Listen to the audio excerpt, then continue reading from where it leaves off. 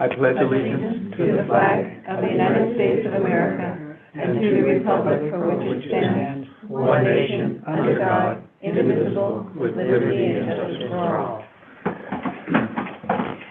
Thank you. Welcome to the February 12, 2025 regular meeting of the Washington Township Health Care District Board of Directors. Public notice for this meeting has been posted appropriately on our website. Tonight's meeting is in person and is also accessible by Zoom. I ask that you please mute your system until such time as you need to speak. We are recording tonight's regular session of the board meeting. It will be posted on our website for future viewing. Cheryl, would you please take the roll? Director Wallace. Present. Director Nicholson. Present. Director Yee. Present. Director Stewart. Present. Director Ethan. Thank you. Members of the public are invited during to speak during oral communications. When prompted, please state your name for the record, then proceed with your statement, not to exceed 3 minutes on issues or concerns not on the agenda and within the subject matter of the jurisdiction of the board. Are there any members of the public who would like to speak at this meeting?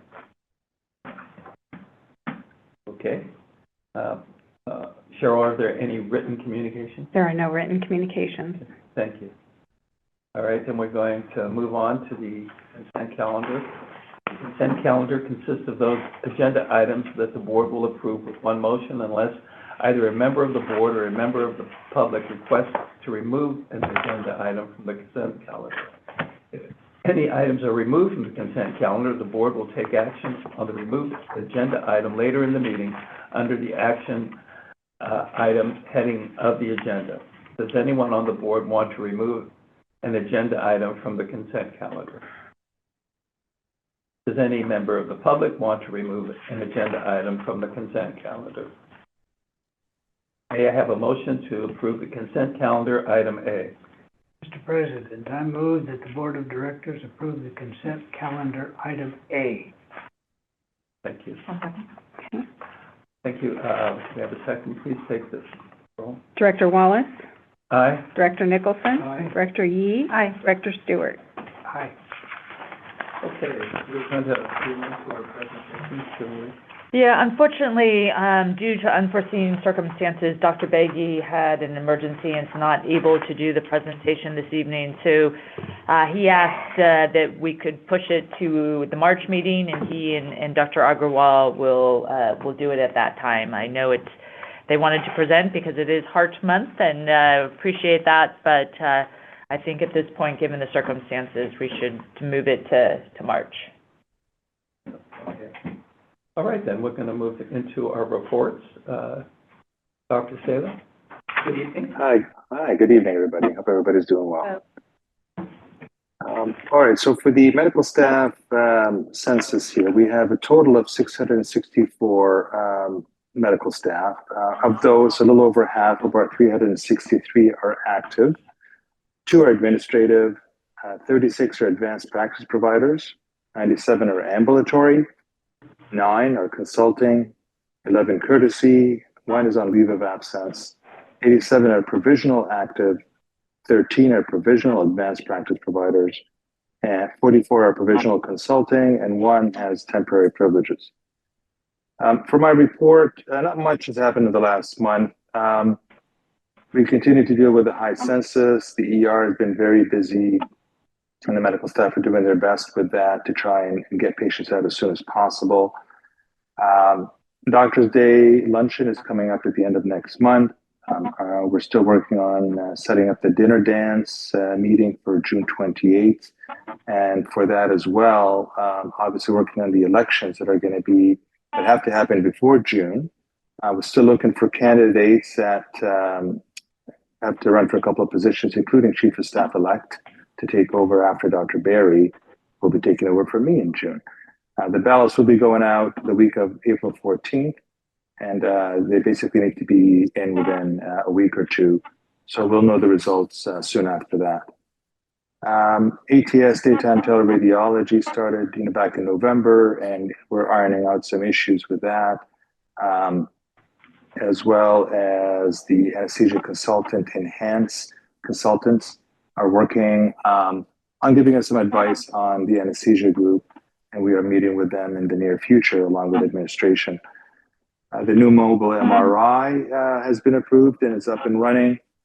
So that's great. Everybody's happy about the availability of the MRI on campus and not having to take people by ambulance.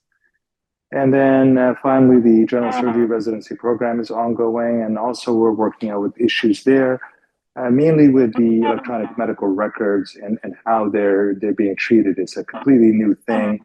I know Dr. Smith and his team are working, doing their best to try and iron out things like what needs to be co-signed and what deficiencies show up in the supervising physician's inbox. But hopefully that'll be resolved soon. And I believe that is all I had for you guys today. Any questions? Thank you, Doctor. Any questions? Just in terms of the mobile MRI, as Dr. Saleh said, it started February 3rd, and we've scanned close to 60 patients at this point. And this is emergency room and inpatient only. So just it's very much needed, especially with how busy the inpatient side has been, and the emergency room being able to have easy access to MRI services has been important. So thank you for your support of the board and the medical staff and everybody for that. Okay. Well, thank you, Dr. Saleh. Thank you. Have a good evening. Okay. Sheila, there you are. Hi. Good evening, members of the district board. Looks like it's a different room, so I'm having some problem with the room here. Anyway, warm welcome from all of our volunteers here. I'm pleased to report that in January, 254 Service League volunteers contributed a total of 2,205 hours across various hospital departments. As you know, we have had some fluctuations in the number of active volunteers since the COVID-19 pandemic. I remember Dr. Stewart at one of our meetings asking me the statistics of the growth of volunteers, and I didn't have that number right in front of me, so I have it for you today, Dr. Stewart. You'll be happy with it. Before the pandemic, we had 588 volunteers, but that number declined to 347 by March 2022. Since then, however, we have seen a steady recovery. By March of 2024, our roster had grown by over 55%, reaching 549 volunteers. As of January of last month, we are proud to have 652 volunteers. This positive trend gives us hope for the future, and we are excited to continue expanding and strengthening our volunteer program. Several months ago, we reintroduced birthing center tours for prospective parents, and 3 weeks ago, I had the opportunity to shadow Chip and Laura Kohler as they led a tour for 6 couples. Chip and Laura's enthusiasm was evident as they shared their knowledge with humor and answered questions thoroughly, helping families feel confident about their birthing experience. It was inspiring to see their dedication in helping families feel prepared and supported. I also want you to let you know that beginning in March, the Service League will offer volunteers over the age of 60 an 8-week course on fall prevention. The course, called A Matter of Balance, will be taught by the injury prevention team and will cover ways to reduce fall risks at home, goal setting for increasing activity, and exercising to increase strength and balance.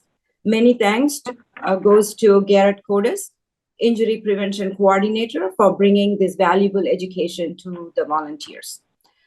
March is also shaping up to be a very busy month for the Service League. That month, the Wolf Pet Therapy Program will begin a community education series about how to keep our canine companions happy and healthy. The Zoom presentations will feature nationally known speakers and are offered at no charge to community members. The first presentation on Friday, March 14th at 12 noon will teach pet owners how to recognize and treat stress and anxiety in their dogs. Wolf Canine Therapy Program Coordinator Russ Weinberg has established the speaker series both to educate pet owners and also to recruit additional canine therapy teams. With great sadness, I want to let you know about the passing of Harry Lorsbach, the president of Mended Hearts Chapter 110. For over 3 years, Harry was a leader in our Mended Hearts volunteer program, which made over 900 visits with patients, families, and caregivers in 2024. Harry's commitment made a lasting impact, and he'll be deeply missed by our program and everyone he helped. We honor his memory and are thankful for everything he did for our patients and our families. And lastly, I'd like to remind everyone about the upcoming Service League annual meeting on Tuesday, February 18th, and I look forward to seeing all of you there. That concludes my report. Please let me know if you have any questions. Thank you, Sheila. You know, we're in a smaller room now. You appear much larger. That's. No, but it looks like you are about a mile away from me, Mr. Wallace. Yeah. Yeah. Any questions for Sheila? All right. Well, thank you so much, Sheila. Thank you. Okay. Yes, thank you. This evening, we have the 2025 Infection Prevention Program Plan. As you know, this is presented yearly to the Board of Directors, and it is led by Mary Bowen, our Chief Quality Officer, and Dr. Diane Martin, who is our Infectious Disease Program Consultant. I think many of you, we all know Dr. Martin. She has been with the healthcare system for many decades and appreciate all the work that she does. As we know, she recently retired and now has come back and is working as a consultant with our infectious disease program. And so this evening, she is going to present the program plan for us. Thank you very much. You can hear me. Is Mary going to go first, or do you want me to go? So you're breaking up a little bit there, Dr. Martin. I don't know. Okay. I was just checking to see if you want me to go first or Mary's going first. Mary, are you? How do you want to do it? Are you going to Mary, or is Dr. Martin? Why don't you go ahead? Okay, that's fine. There we go. I can see you. So why don't we share this? Okay, and so first slide. Okay. We're bringing it up right now. We're working through a new. I know. Yep. I see that. It looks very different. Yes.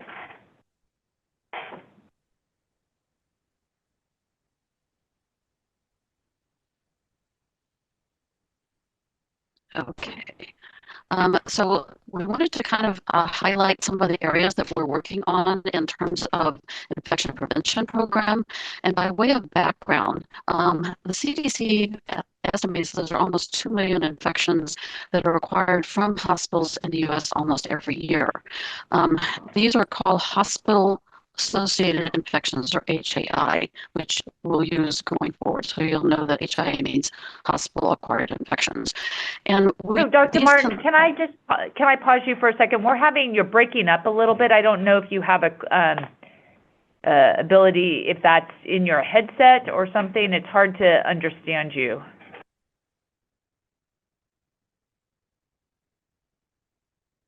Maybe why don't you want to say something so we can?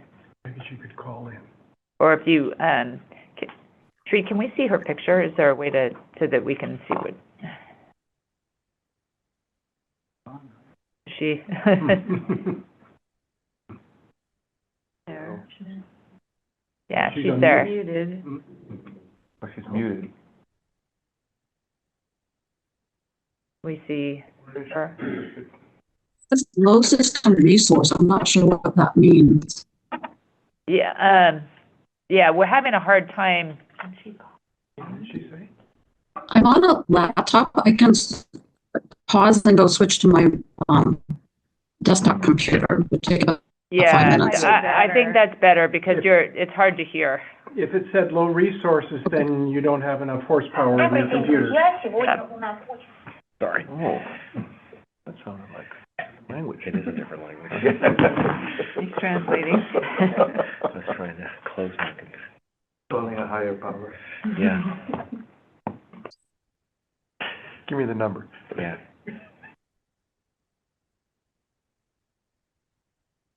So by signing off, and I'm going to go back to my desktop. Okay, that would be great. Thank you. Okay, give me about 5 minutes. Okay, thank you. Get every other syllable. Mhm. Yeah. Should I do the finance report while they're here? I don't know how long she's gonna. Probably. Yeah. She needs to get. Mary has a presentation. It's Supposed to be Mary, but I haven't. Is she on here? Wi-Fi. That's up, and I just go to my roaming. On your phone, you mean? Yeah. Yeah, so that you don't even bother going through your Wi-Fi.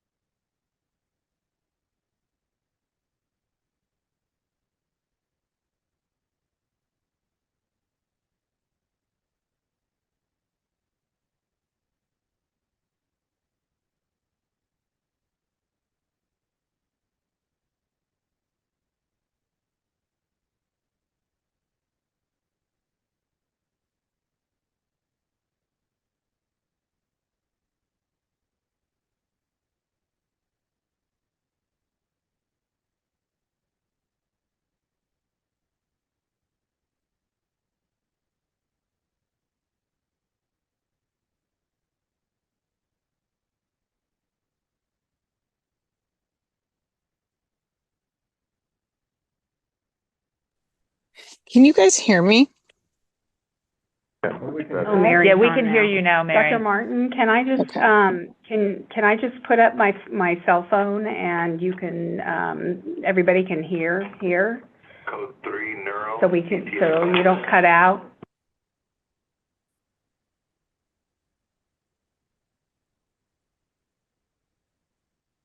I couldn't hear that last part if you were talking to me.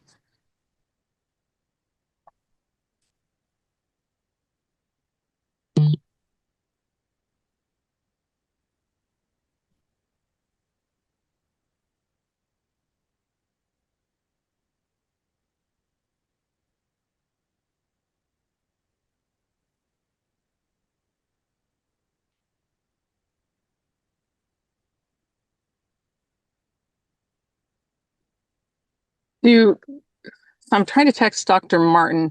Is there still a... So Mary, Go ahead. yeah, we have her, she's gonna be just speaking through the phone, so here we go. Otherwise, I don't know, if not, Mary, you might need to do them if we can't get Yeah, it that's working. fine, because I can read it from here. Either way, that's fine. Okay.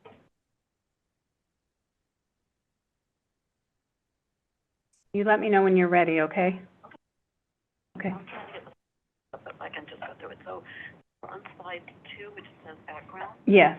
Okay. Okay, let me put you on speaker. Hold on.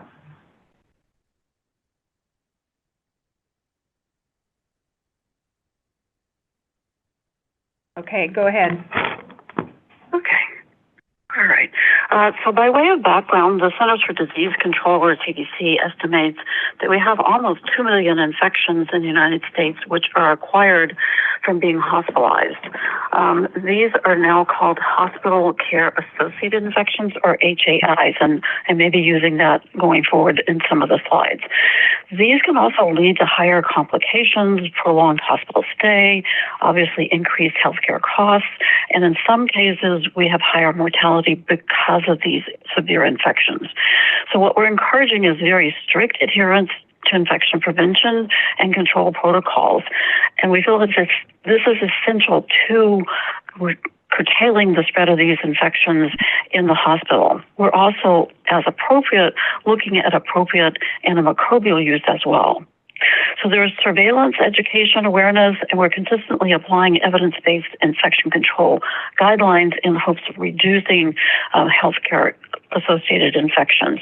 At Washington Hospital, we have infection prevention program, which is a hospital-wide discipline that effectively prevents, identifies, and controls the spread of infection. Next slide. So Washington Hospital has an infection prevention committee, and this was established in about 2006 in response to the Institute of Healthcare Improvement, also called the 5 Million Lives campaign. Hospital-acquired infections were first reported by the National Health and Safety Network, or we also abbreviate NHSN, in 2009. Currently, we are doing 24/7 infection prevention. We're doing surveillance of the hospital environment. We use software to help us pick up patterns that would trend these infections. And we're also doing real-time reporting for hospital-acquired infections. We have a multidisciplinary team. Physician consultant is myself. We have a chief quality officer, Mary Bowen, who is also one of our previous infection control directors, and also an outstanding resource for us. We have 2 infection preventionists currently, Gulnaz Hanif and Laura Tang. Both are CIC certified. On the same team, we have nursing as well as medical staff. We have quality and resource management. We have compliance and patient safety. Central processing is on our group, environmental services, food and nutrition, laboratory, pharmacy, operating room, cath lab, medical imaging, and in other words, we are a great team. And this is all dedicated to controlling infections at Washington Hospital. Next slide. So the program components are multidisciplinary. On the left side, our program includes a partnership with quality and patient safety and includes antimicrobial stewardship, employee health and safety, tracking transmission-based precautions, risk assessments for construction, outbreak management and public reporting, as well as COVID response planning. The evidence-based policies and procedures on your right side include cleaning and disinfection, sterilization of devices and equipment, and hygiene is monitored regularly. We have tracking of multi-drug resistant organisms and management for this. We also do oversight of food and nutrition services as well as laundry, and these are included in our infection prevention practices. We also do active surveillance and what's called root cause analysis, where we see a particular area that needs a tighter and more intense focus. And this would be our surgical site infections as well as the hospital-acquired infections, the HAI. Our staff includes annual employee education and education for orientation and training, as well as the root cause analysis. We also do patient and family education, and especially for patients that need isolation precautions, so they know exactly what is needed and when and where. We strongly emphasize hand hygiene, and I'll show you some information on that a bit later. Universal masking as needed, and we also have fairly strict visitor guidelines. Next slide. Our data is reported from Washington Hospital through the Centers for Disease Control, CDC, and what's called National Healthcare Safety Network, or NHSN. This is a hospital-associated infection surveillance and also a gold standard for us. We have annual voluntary internet-based integrating patient and personnel safety surveillance. As well as we have noted annually, there are about 7,000 acute infections across the United States, as well as 22,000 healthcare facilities enrolled. We coordinate with Centers for Disease Control, as well as the Centers for Medicare and Medicaid Services.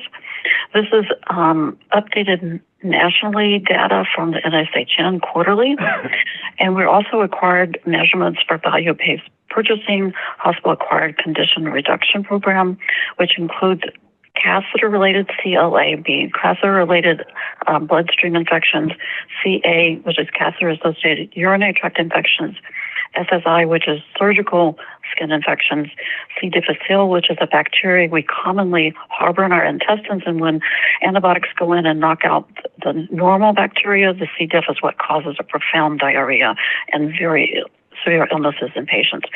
We also track MRSA, which is multi-resistant Staph aureus, and VRE, which is vancomycin-resistant Enterobacteriaceae.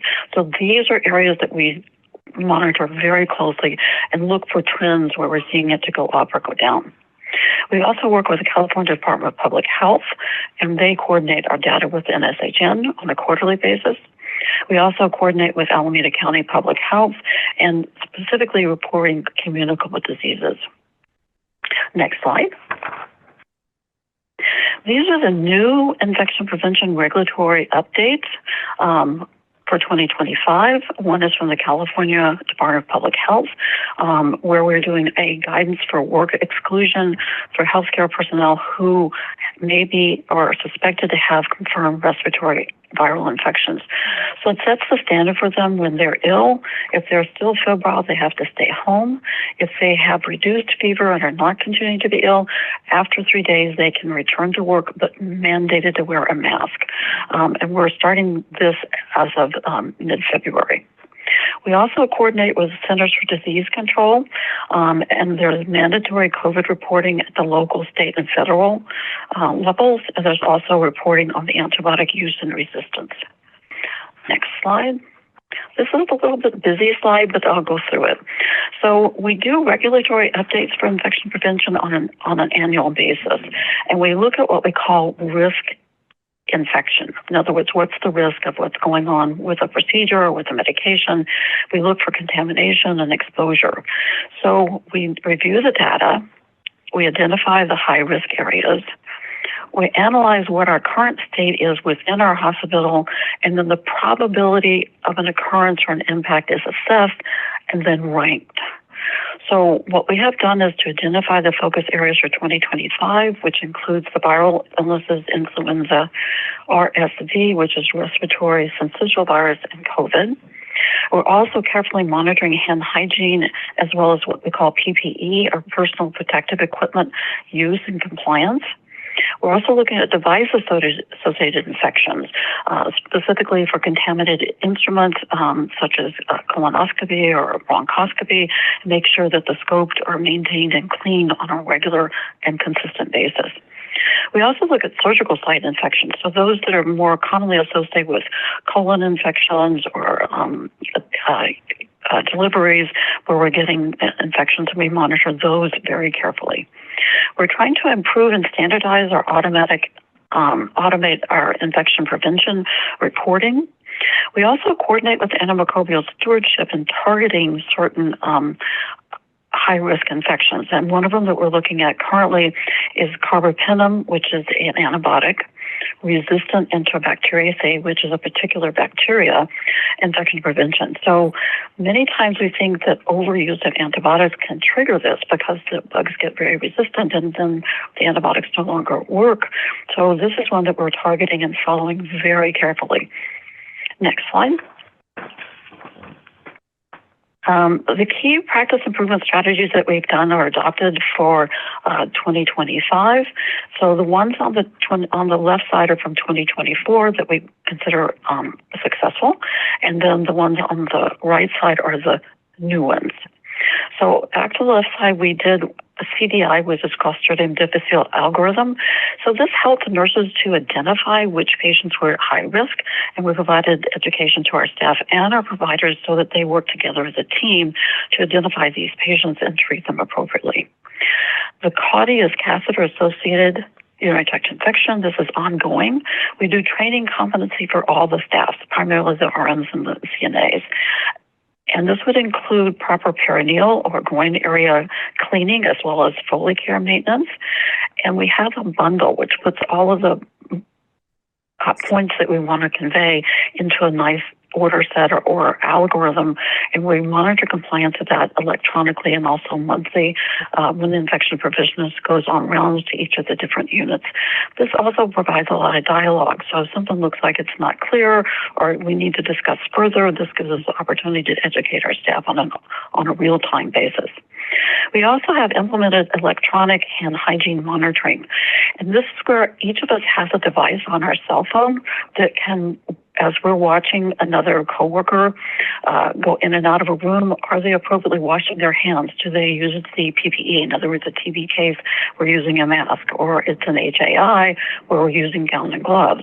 So this gives us very real-time information, and we've also, with this, gradually improved our reporting.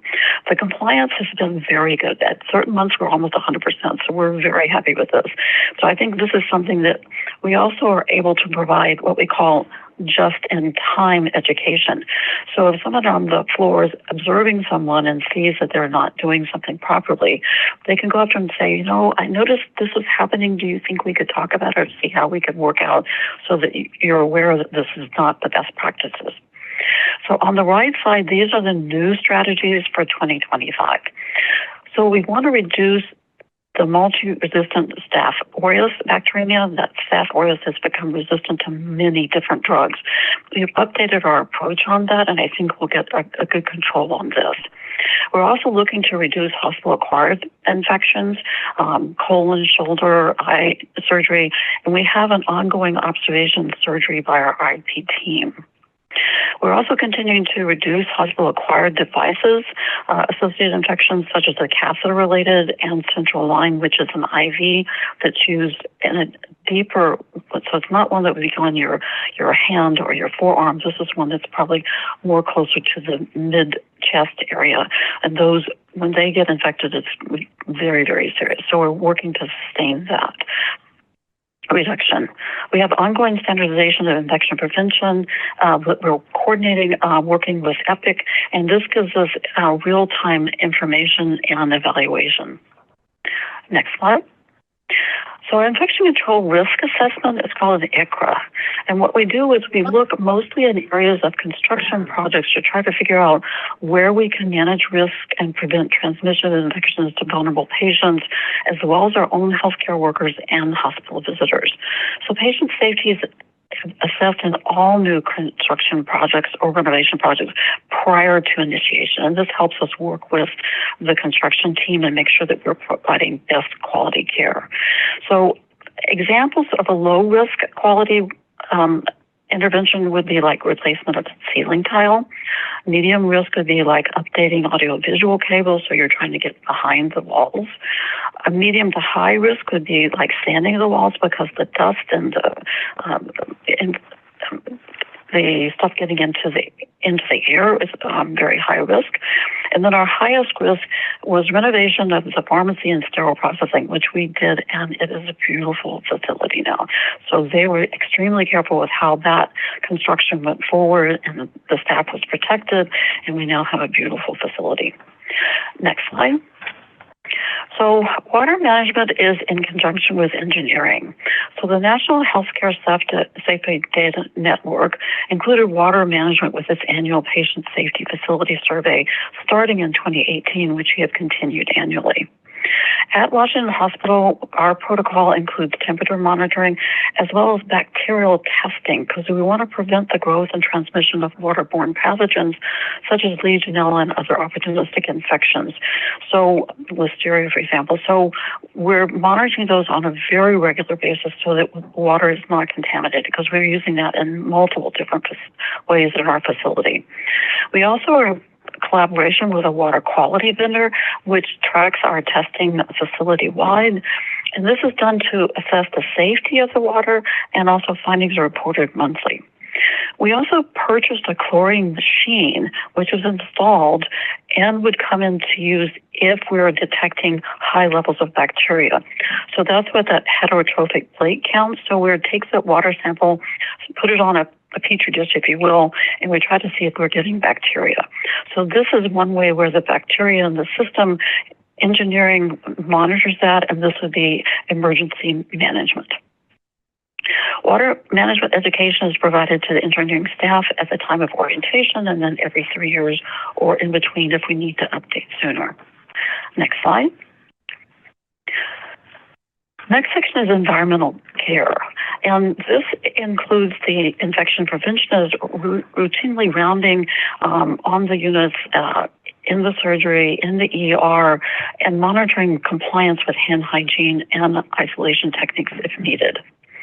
So our environmental staff education also includes in-service huddles, one-on-one basis. We're encouraging the use of disinfectants to decrease or hopefully eliminate the risk of infections. So they're doing daily and terminal cleaning of all isolation rooms with bleach. We're also cleaning public areas, including restrooms, cafeteria, lobby, waiting rooms, in order to establish a clean and healthy environment. We do something called ATPase testing, which is adenosine triphosphate, which is a compound that's in most bacteria. And if bacteria is being broken down, then we can see that there's a very low level of ATPase. If the bacteria are higher count, then we have a higher ATPase testing. So this is used post-terminal cleaning to assure that the rooms are clear, ready, and that there's limited or no bacteria remaining. So this determines any potential pathogens and also detects any trouble spots that might need to be recleaned or identify areas that we need to work on and for improvement. Next slide. We're halfway there. Animal Code Stewardship, near and dear to my heart, is a program that we started in 2010 to monitor and evaluate the antibiotics. Because if we're using antibiotics appropriately, it's a win-win. It helps both the patients that are sick, and we're also helping our own providers in terms of there's lower resistance so that we can count on these antibiotics being relevant and appropriate for a long period of time. The pharmacist works very closely with the providers on the floor for each of the units to evaluate and streamline the antibiotics. And we have a dedicated pharmacist who reviews usage in cases and tries to target areas that we think might need some more evaluation or trying to problem solve when we see resistance climbing. So our drug usage is evaluated routinely, and especially in the high target areas. Usage guidelines and education are provided to stakeholders, which is the pharmacists, the nursing staff, the physician staff. And one of the areas that we're looking at is the C. diff, or Clostridium infection, and the treatment algorithms that we're using in terms of coordinating with infection control to look to see when we're doing testing, what the results are, and what can we do to improve care for our patients. We also engage in physician reporting, and this includes the general staff, the medicine, family medicine, and surgery department meetings. And if needed, we do memos that are targeting certain groups, or if it's something that's more urgent that needs to come up. So one of the areas we were looking at was our influenza outbreaks. So I'll get to that in a minute, but that's one area where we were really working with the physicians to try to improve reporting. So next slide. So this is 2025 ongoing triple epidemic planning, which refers to respiratory syncytial virus, influenza, and COVID. So endemic means that it's a local area or region versus pandemic, which is basically worldwide. So right now we're trying to reduce the risk of the infections from COVID, influenza, and RSV. So we maintain high levels of personal protective PPE protection, which is masks, gloves, gowns if needed. We also updated our healthcare workers on masking policy. We also do, as I noted earlier, self-testing for any respiratory symptoms, again, in staff and visitors. And we do supplemental testing for avian influenza per CDC. What we're looking at in terms of influenza is influenza A, which if a person suspects that they have influenza, they can be tested. It's usually nasal swab, and that will tell you if A is positive or not. But what we're starting to track now is the typing. And the typing for the bird flu is the H5. And we're doing that through our laboratory as well as reporting this to the county and to the state. So steps that we're helping to prevent these, and this is information for all staff, is we strongly recommend vaccination. Get the flu shot annually, get COVID updates as recommended, and RSV. We also encourage them to use masks, especially crowded areas or if a person is high risk for complications from COVID, flu, or RSV. Ideally, if you're sick, we want you to stay home, please. Don't share these bacteria and germs. If it's necessary that you go out, please, please, please wear a mask. The other thing, and I can't say it enough, is wash your hands. Wash them or use the hand sanitizer often. So we want to keep your immune system healthy by living a healthy lifestyle. Exercise, eat right, get enough fluids, get enough sleep. The other thing is stay home if you're sick. Please don't share your germs and bacteria. If you have any questions, call your doctor. If you're experiencing symptoms of COVID, flu, or RSV, and your doctor or your healthcare provider can help you on that. Next slide. This is a little bit busy. This is our 2025 respiratory virus report. And what we're seeing is there is a very high incidence of the influenza, and it is increasing. That's the middle column. The COVID is low, and there's basically been no change. The RSV is low, but actually decreasing.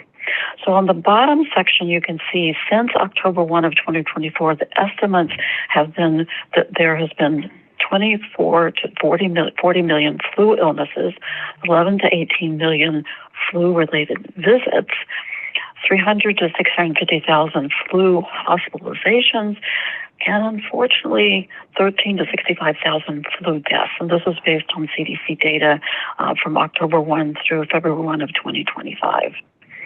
Next slide. This is a little bit busy graph, but you can kind of see the respiratory virus reporting. So the upper left one is COVID, and the blue line is your 24 to 2025 reports. And this is actually decreasing, and we've not seen an increased trend on that. The top right is influenza, and the blue line is your 2024, 2025, and you can see that one's definitely going up. The bottom one is respiratory syncytial virus, RSV.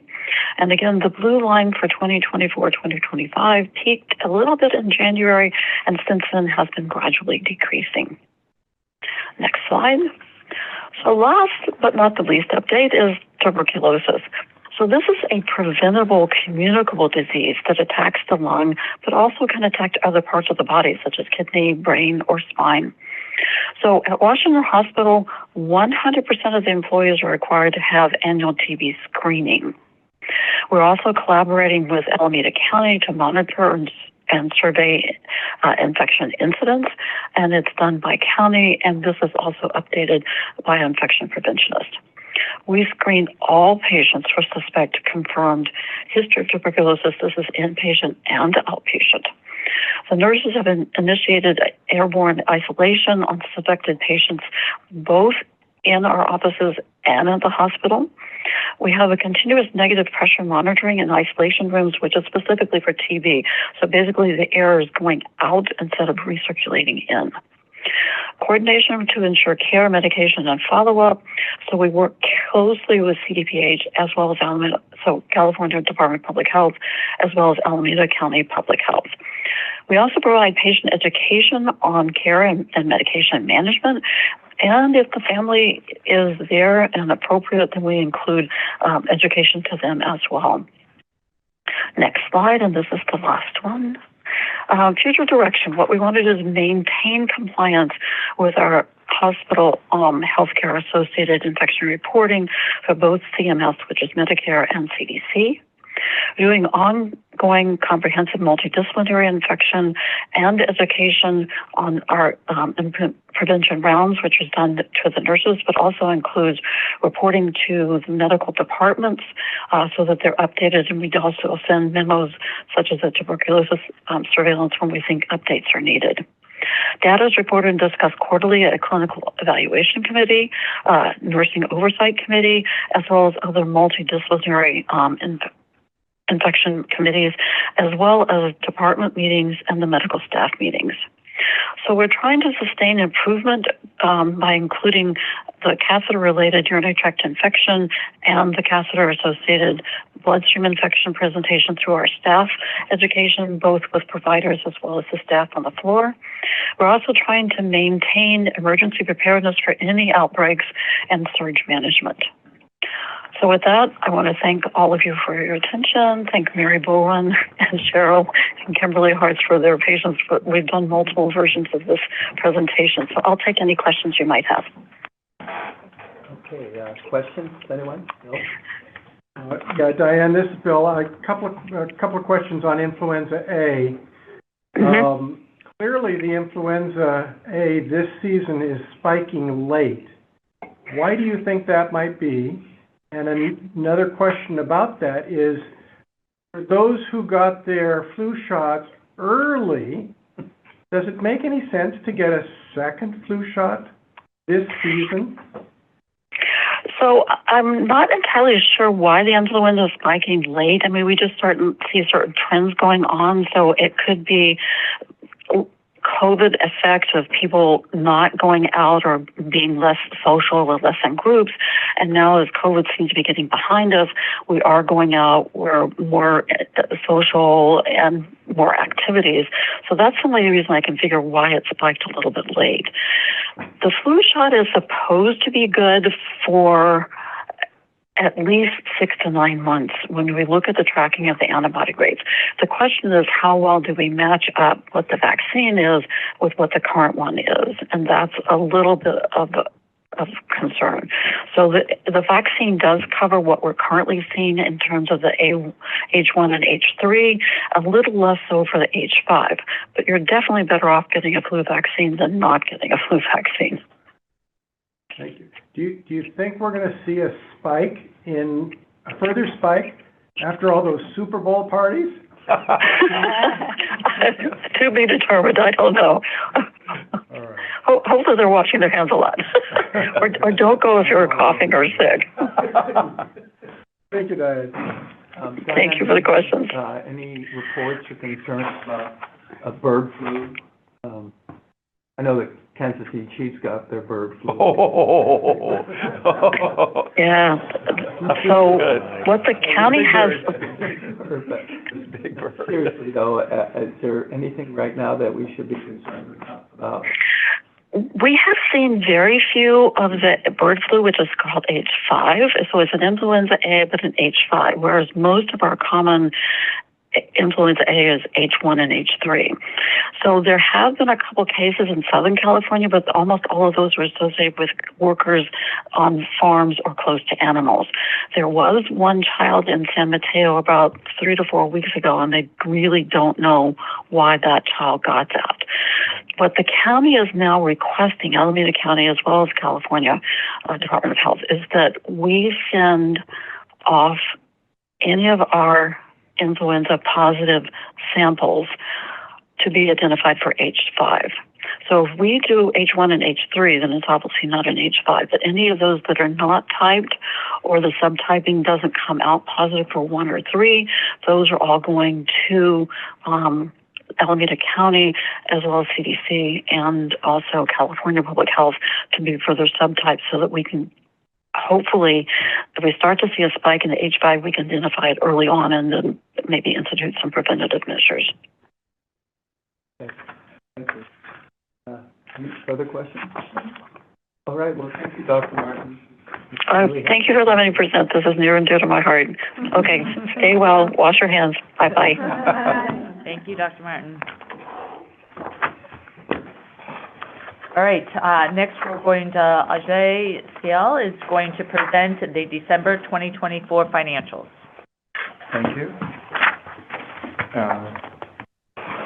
Preface my comment by saying overall we had a decent December. Net income was $1.7 million. Not as good as the budget of $2.7 million, but positive. On a year-to-date basis, we are still higher than budget by $3.8 million. That's actual of $10.4 million versus a budget of $6.6. On the operating indicators for December, which we've gone through at the last meeting, I don't think much has changed here. They're mixed. Inpatient average daily census was 14 below budget. Discharges were 25 below budget. Patient days, 434 below budget. Average length of stay was about 2% above budget. On a year-to-date basis, similar story. ADC is below budget by 13.1. Discharges below by 226. patient days down 20 to 17, but the average length of stay was better than budget by about 2.5%. Next page. Continuing on with the operating indicators, the case mix index was strong, 2.6% over budget. Surgical cases also very strong, 19 over budget. Outpatient visits were a little under budget, 2.5%, 226. And emergency visits were almost 5% higher than budget, for 252. On the surgical and cath lab indicators, the surgical cases were 20 in favor of the budget. Orthopedic cases, vascular cases, and endoscopies were all high. On the negative side, neurosurgery and cardiac surgery were 12 and 13 below budget. And on the cath lab cases, we were 15 below budget, with the majority of the decline in the peripheral vascular area. Our labor indicators strong. The organization flexed well. Total FTEs are below budget by 12%. Productive FTEs were better than budget by 147. Non-productive FTEs were over by 25.6. And on a FTEs per adjusted occupied bed basis, we're better than budget by 3%. Moving on to the dollars, our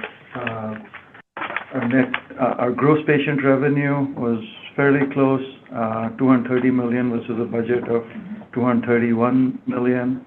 Contractuals are 0.8% higher than budget. That's not a good thing. And on a year-to-date basis, our gross patient revenue is $1.32 billion versus $1.31 billion on budget. I would say incredible job in budgeting that. Contractuals are closely also in line with budget. Moving on to the GASB format of our report, our net operating revenue was $52 million, $2 million below budget. Our operating expenses are $51.3 million, $500K above budget.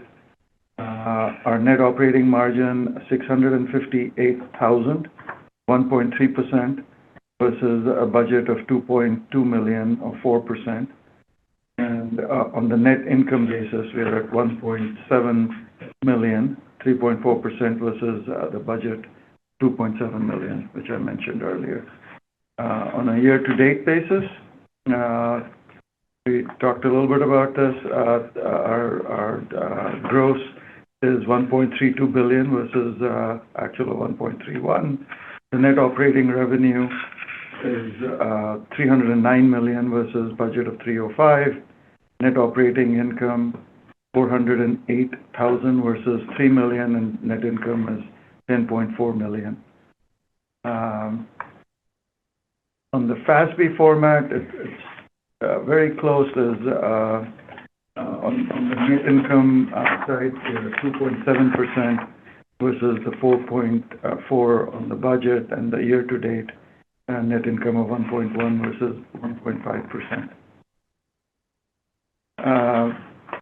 And last but not the least, our EBITDA.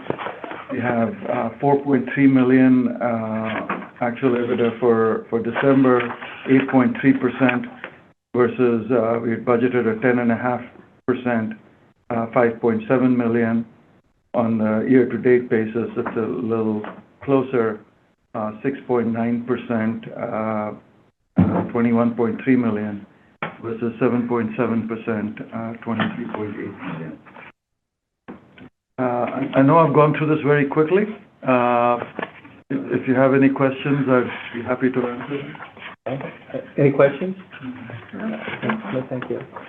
And that ends my report, and All right. Yes, thank you, Ajay.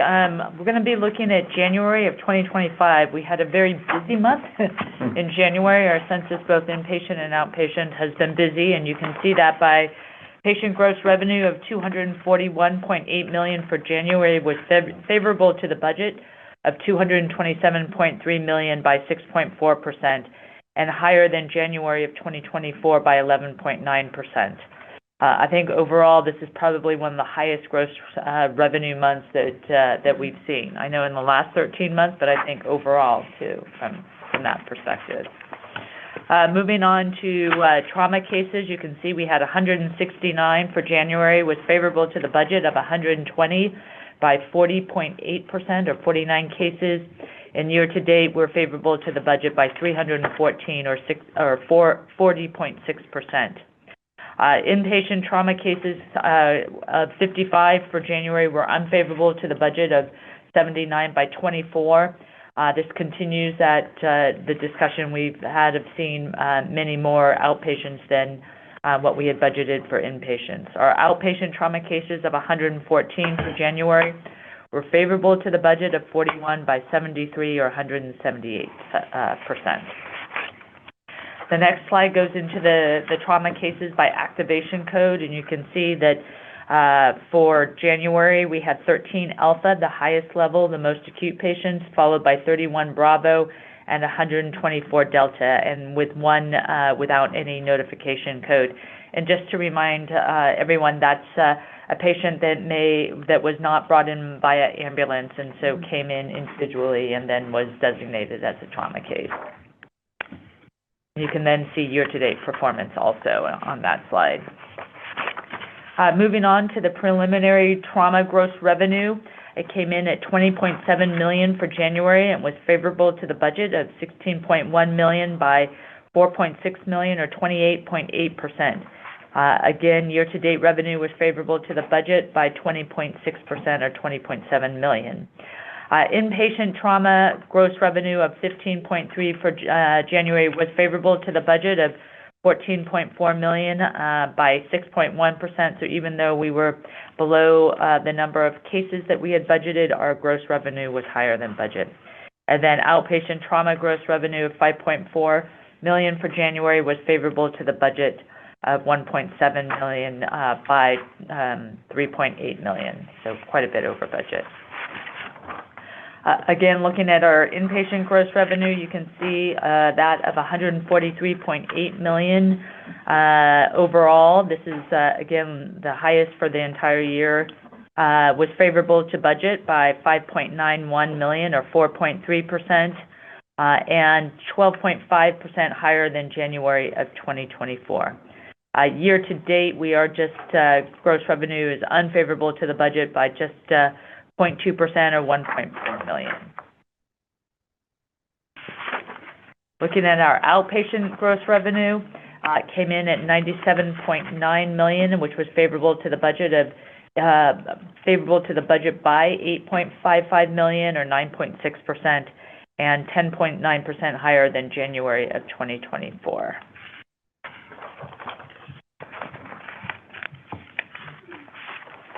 In terms of our inpatient average length of stay, that came in at 5.38, was favorable to the budget of 5.49 by 0.11 or 2%, and was also favorable to versus January of 2024 by 2% too.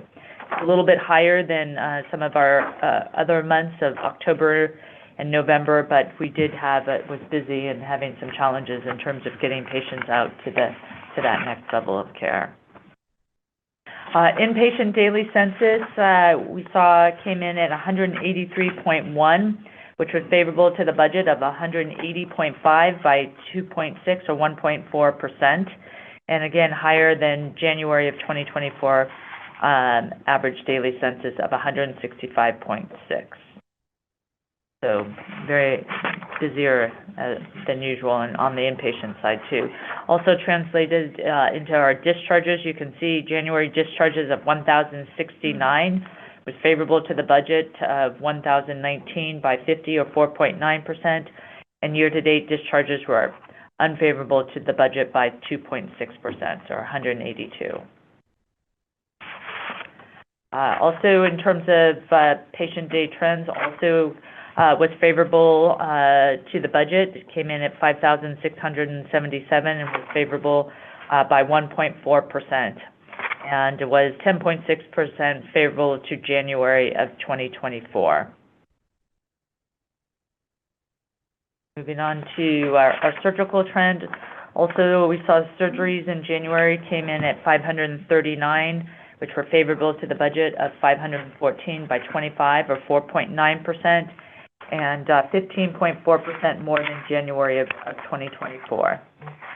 Both inpatient surgeries and outpatient surgeries were both favorable to the budget, and we also had 5 TAVRs and 4 Watchman cases that were performed in January. So if you look at the breakdown of our surgical activity, you can see that we were above budget in orthopedics, just below with neurosurgery and cardiac. Vascular was 8 cases below, or 19%. Their surgery were 5 cases below and 3.8%. Endoscopy continues to be busy, especially on the inpatient side. That's what we're seeing. Why do you think that's so? What's going on with that? Yeah, I think that we've really, in terms of there are fewer and fewer GI physicians. I think that's one of the things, and we're just seeing patients that needing more and more GI work on the inpatient side. And so I know Larry's worked hard with all of our GI physicians to be able to work with them and to make sure that they get their scopes done on a timely basis, so that, because it helps with our length of stay too. Yeah, that's been a big part of it, I think, is getting them timely access to the OR so they can do the endoscopy suite, so they can do that. So the anesthesia coverage has been really helpful, getting them started in the morning. And then we've been running a lot of endo cases on Saturdays, so we don't keep patients here waiting until Monday for these endos, because that'll help us with length of stay. And while they're not huge revenue generators, they do a huge, a lot for us on the cost of care and length of stay side of things. So, and a lot of times that endoscopy procedure helps us differentiate observation patients and inpatients when they have, more definitive findings on their scopes. So it's been good. We've got a great team of GI doctors, and they're hardworking, and it's been good. So the complexity of the case mix, as you can see, has gone up, and a lot of those patients are requiring more different types of diagnostic work when they're here. Yeah. Thank you, Larry. Yep. Thank you, ma'am. Cath lab, though, volume was down compared to budgets. Came in at 183 cases, which was unfavorable to the budget by 28, or 13.3%, and were 9, or 4.7% less than January of 2024. Year-to-date cases were unfavorable to the budget by 58, or 4.2%. I'm looking at the breakdown of our cath lab activity. We saw that our cardiac cases were 12 below budget. Also, a big driver below budget was also our peripheral vascular cases. We're really seeing our vascular surgeons are not doing as much in the cath lab as we've seen in the past. They're doing more sort of the operating room cases in the operating room. So those were two of the main drivers of being under budget. Our neuro IR, though, has continued to be strong, and you see that came in at 12 cases versus a budget of 7. Are cardiologists using more medications now than stents or whatnot? Yeah, I mean, I think there's some of that's happening overall in general. I mean, Dr. Nichols. It's been a huge trend over the last 20 years. Yeah. Is the number of patients that are treated with stents versus medical therapy has gone down. Yep. So we're much more inclined to treat single vessel disease just with medications rather than going in and doing interventional work on them. There have been a number of large studies which have shown equal or better outcomes with medical therapy in that select population of patients.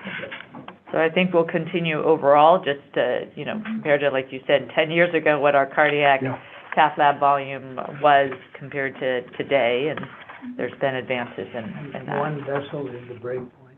2 vessels you go. It gets a little more complex, but clearly single vessel disease is just management.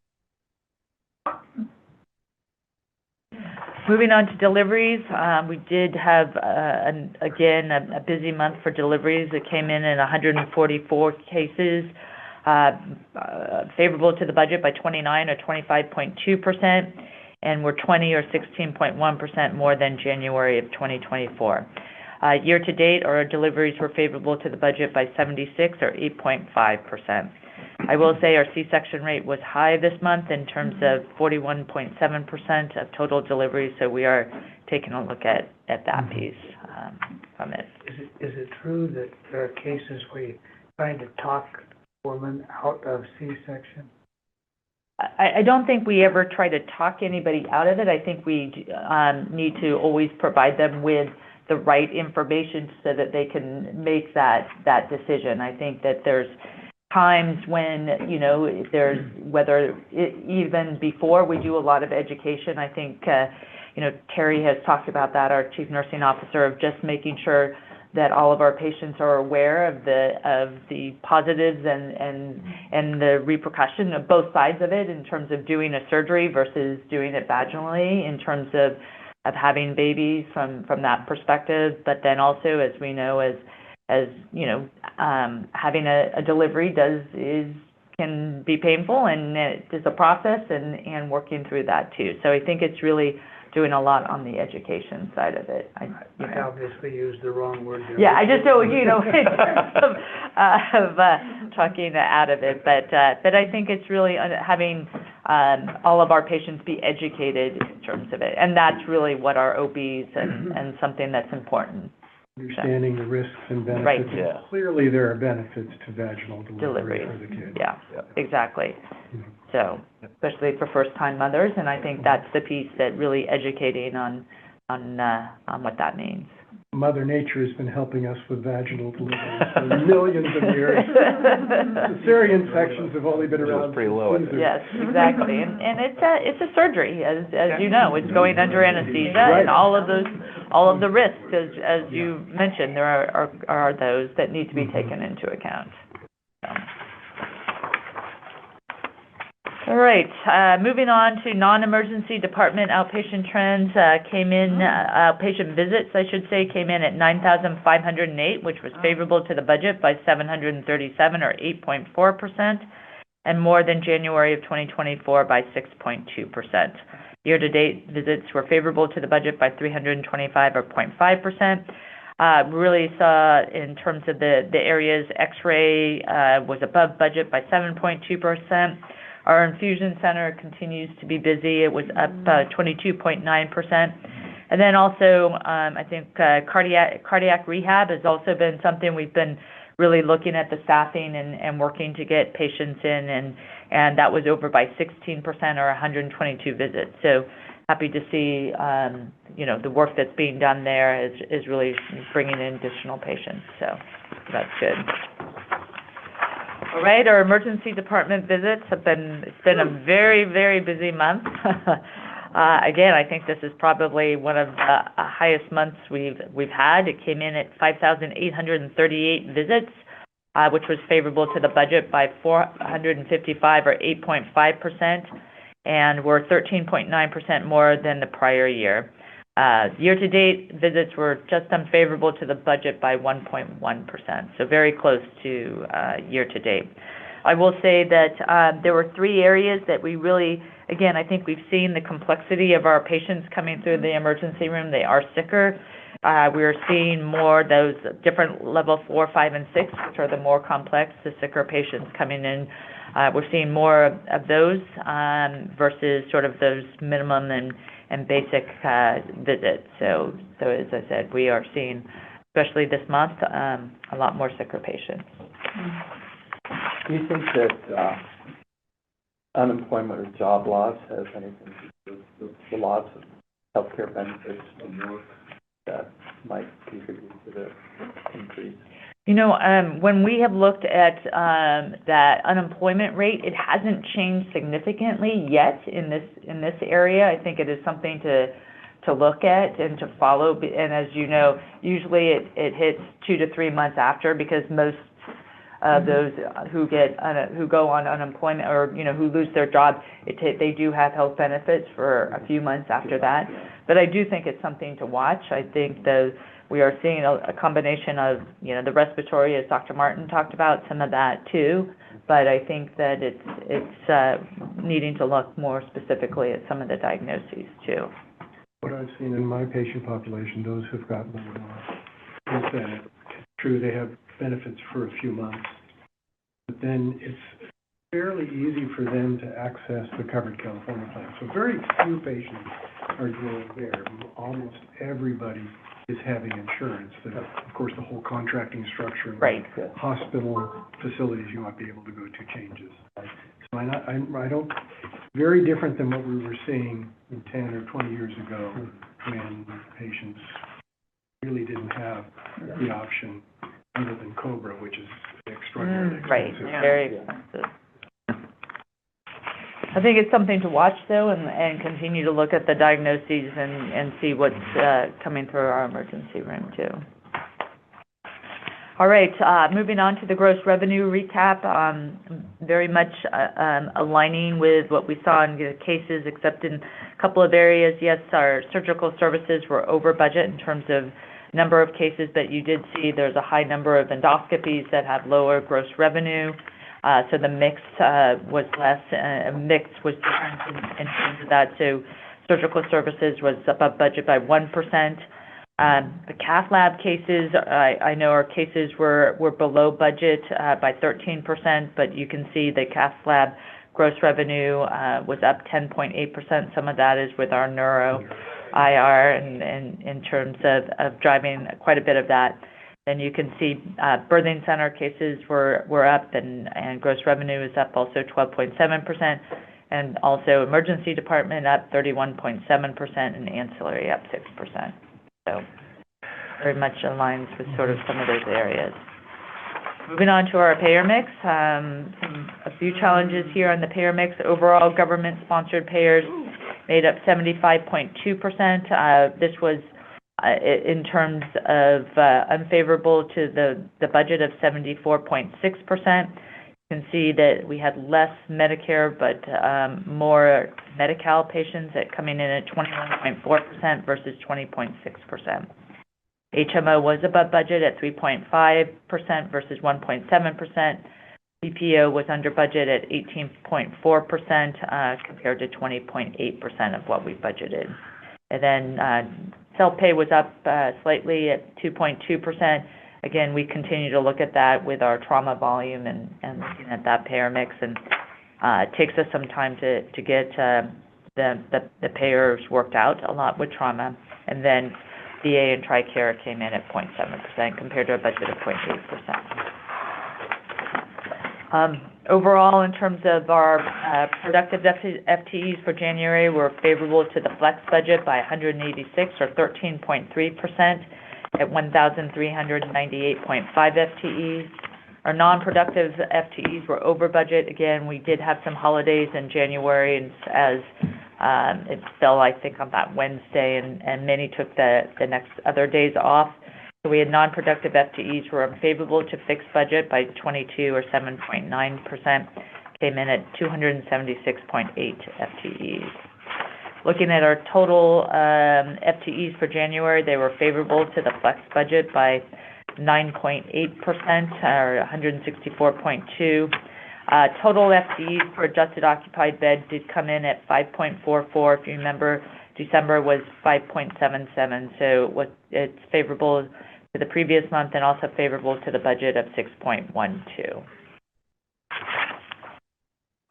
Moving on, radiation oncology treatments, they did come in below budget at 352 or 7%. Again, with some of the holidays, I know there were some physicians that were off or some holiday days in there from that perspective. Moving on, though, looking at our new patients referred, you can see we had 34 new patients that were referred in January, and also then 26 new patients seen in the clinic. So again, continuing to see new patients and new patients being referred. We had a conversion rate of about 23.5% for January and continuing in terms of working through patients being seen at the Radiation Oncology Center. We do have our new physician there, Dr. Chen, who started too, so very excited to have him on board. Moving on to Whitmouth, overall, we were under budget by 6.8% for January, but over January of 2024, we did have a pediatrician that was on a length of out of office, not out of office. What am I? Leave of absence. Thank you. Sorry, I couldn't read my own writing. So leave of absence, which impacted us in that, and we had one of our ENT physicians was out ill for a period of time. We also have a new PCP that will be coming into Warm Springs in June, so we're looking forward to in terms of that. Moving on, almost completed here to the Development Corporation. Visits came in above budget by 3.4% for January and also 13% more than the prior year. Our rehab center visits were favorable to the budget by 101 or 6%, but both WASP cases and PSC cases, our ambulatory surgery centers, both came in under budget by 11 each. Lastly, our key financial statistics. Overall, we saw a 2-day decrease from the previous month. We came in at 122 days cash on hand. We did have a number of large payments that went out in January. We had a bond payment and some other ETO payout that occurred in January. And we saw charity care for the month was the same as the previous month. It came in at $276,000. So those were the statistics for January, a busy month. Would you like me to move on to operations or calendar? Calendar. Calendar, yes. I'd like to start, not operations again. We're going to go to calendar. Yeah, I know. It was so good. It was. We're going to go over it one more time. Employee of the month, I'm going to start with, though, Quatrelia McDonald, and she's a registration clerk in the emergency room. She is an integral member of the Washington Health Registration Team, and she is Employee of the Month for February. And she truly exemplifies patient-centered care since she joined our team in 2023. As a registration clerk, she consistently goes above and beyond to ensure every patient feels valued and cared for. Working, I think we all know, in the emergency department takes a special skill set as patients are often in pain and typically apprehensive. As one of the first faces at Washington Health that patients encounter, Quatrelia helps alleviate their fear and anxiety by creating a welcoming and supportive environment. She offers compassion and kindness to those she serves. Her calming presence and exceptional ability to make the emergency department patients comfortable truly takes patient care to the next level. Her coworkers frequently praise her positive attitude, her teamwork, and willingness to step in and help whenever needed. Her upbeat spirit has earned her a reputation for leaving a lasting positive impact on patients and colleagues. Outside of work, Quatrelia enjoys spending time with her daughter and granddaughter. Congratulations to our February Employee of the Month. And I will just say, when we were in the emergency room, everybody was very excited for her to receive this award. So we're excited for her. All right, moving on to the calendar here. Let's go through that.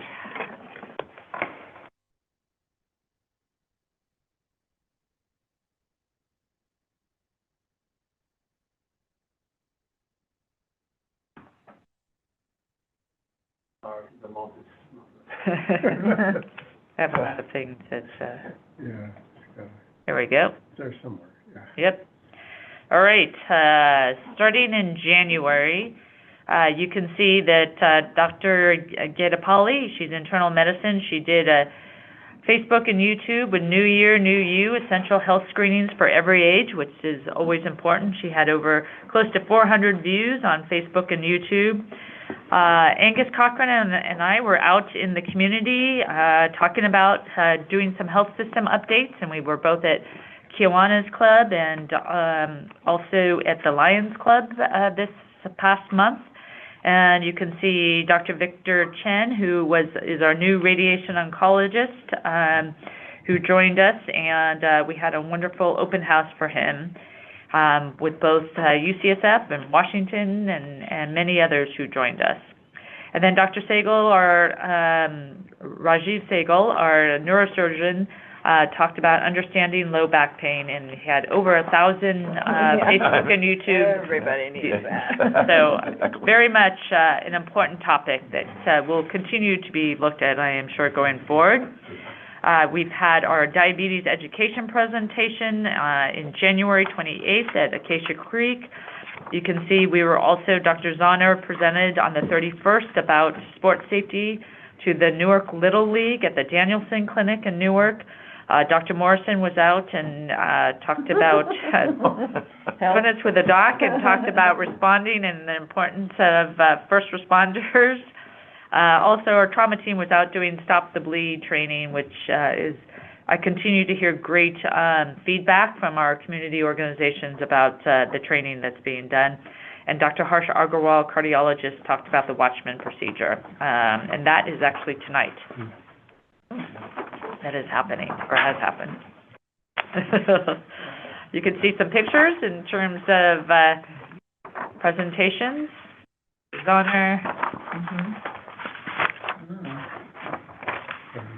Donuts. It was an educational session. That's how you bring them. Diabetes. Just right, the next table over is a diabetes. As you can see, clearly we'll continue to be out in the community the rest of February in terms of breast cancer prevention and talking about advanced directives, some educational booths at the Union City Lions Club crab feed. In terms of that, also Dr. Saw will be talking about new technology for robotic knee replacement, and Dr. Curran with Heart Smart. Healthier You. Again, in March, you can see we are having also our trauma team is doing more outreach. Also, we'll be at James Logan in terms of education. And then Dr. Kedial at the March 12th will be talking about menopause and hormonal replacement therapy on Facebook and YouTube.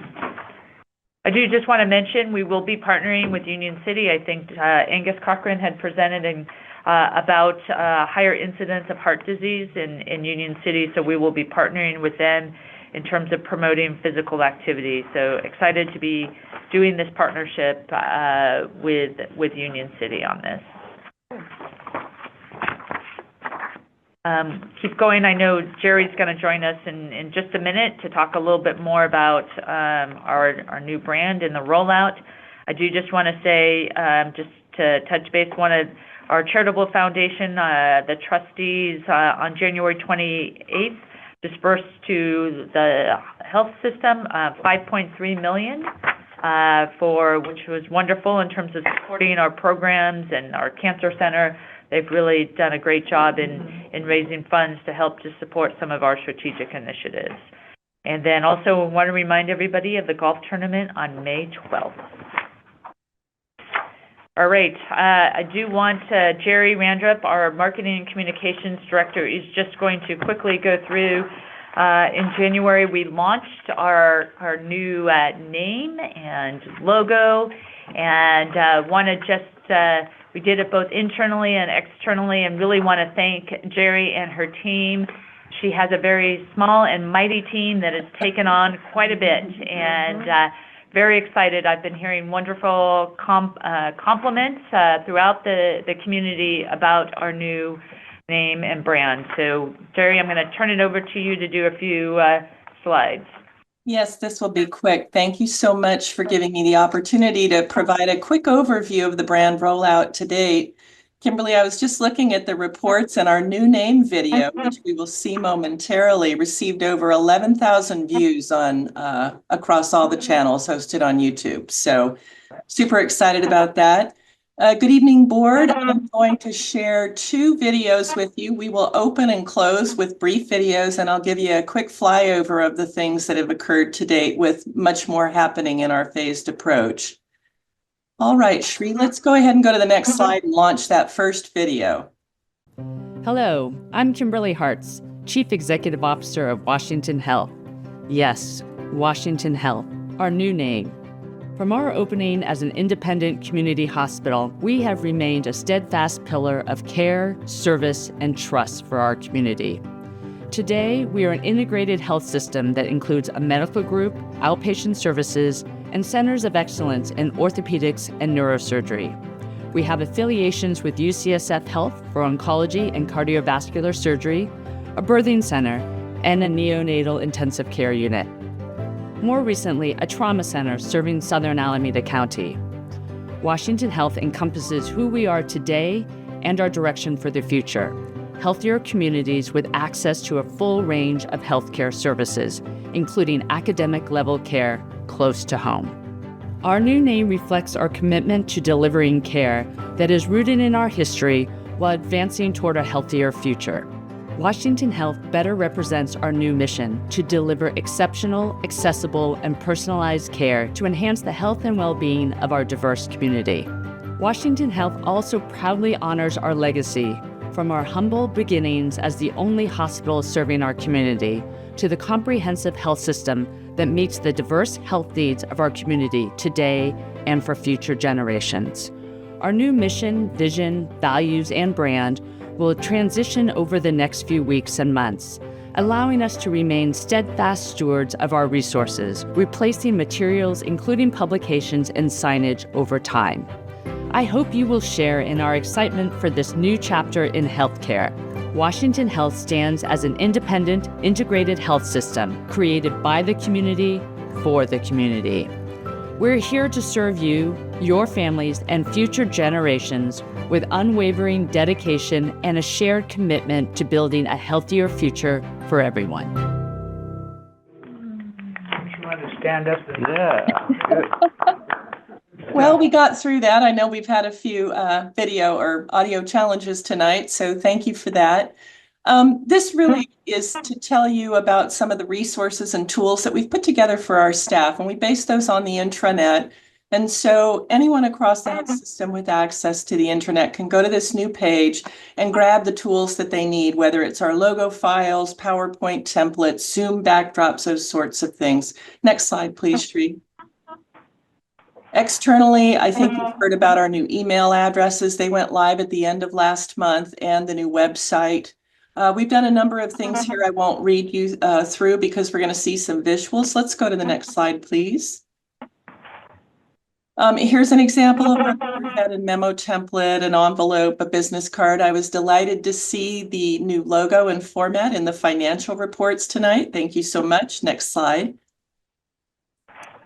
Here's some external assets, not only our press release template, our new website, homepage, one of our social media sites, and then a little snippet from a brand commercial we're going to see momentarily. Next slide.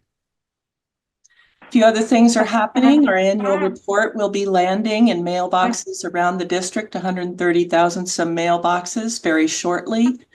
We will be replacing the trauma banners on both campus with these banners you see in the middle. We've had a story in the Tri-City Voice, one that we published under our editorial space, and another in coverage that we received from the editor, and then some other things that we have going on with our collateral. Let's go to the next slide.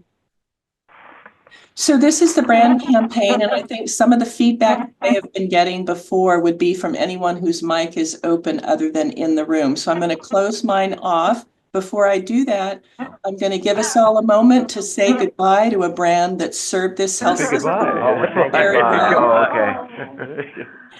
And, you know, positioned at a time when we needed to express to our community that we were much more than a hospital. And now, of course, as you've seen in the video, we have achieved that. We continue to grow. The brand gives us the motion and energy that expresses part of that. And it served us well, and now it was time to simplify. So Shri, if you'll go ahead and launch that, I'm going to close off my microphone. Anyone else that has theirs on outside the room, please do so as well.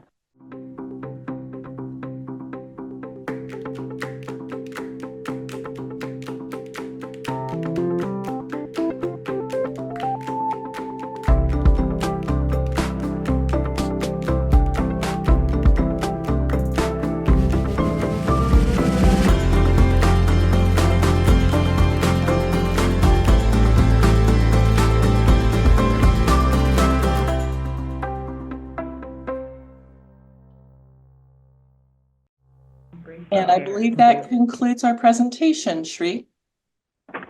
Thank you, Jerry. Sorry, I needed to get you back on the mic.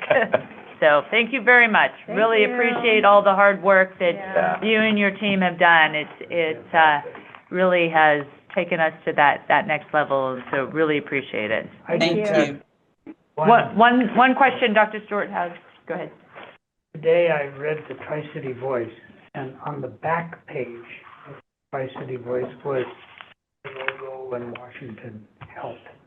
And my only question, and I maybe it's just me, someone seeing just that page may have a hard time relating that to Washington Hospital. It was my only.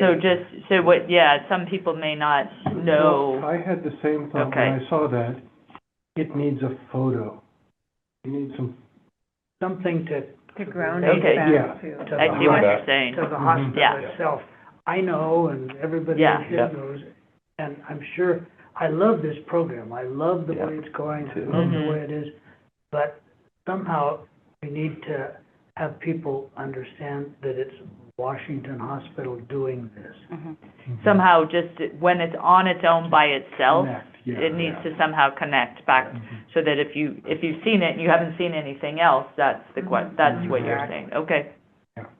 Thank you for that feedback. Yeah, thank you. All right. Thank you, Jerry. Thank you. Good job, Jerry. All right. Thank you. Okay, there's no action items. No action items nor announcements. Okay, and no other announcements. Okay, we will now go into a closed session. However, before doing so, I want to let the public know that they have a right to know what reportable action, if any, was taken by the board during the closed session. Normally, the board would make that announcement following the closed session. As we do not know how long the closed session will last, we do not want members of the public waiting indefinitely for the board's report.